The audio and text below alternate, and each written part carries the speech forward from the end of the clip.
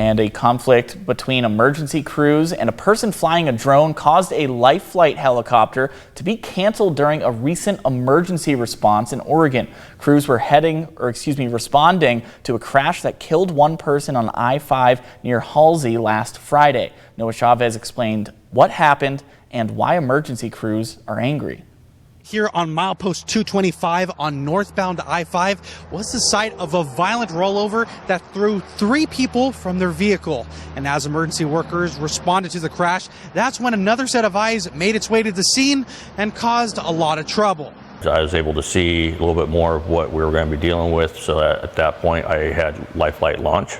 Staff Captain Sean Johnson works for the Halsey Shed Rural Fire Protection District. He was one of the first people to arrive at the scene of the accident.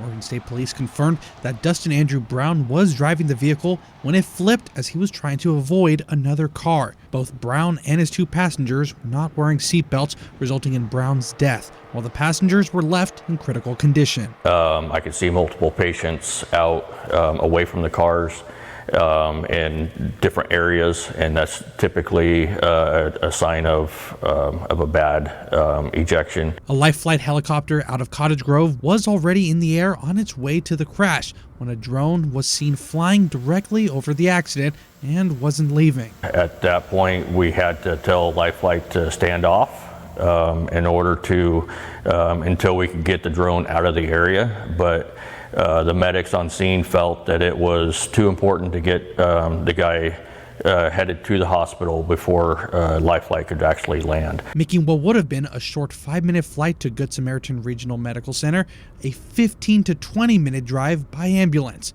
With every minute counting, Johnson said this was beyond frustrating. It is an absolute helpless feeling knowing that somebody is flying a drone in an area except that we have emergency personnel all around.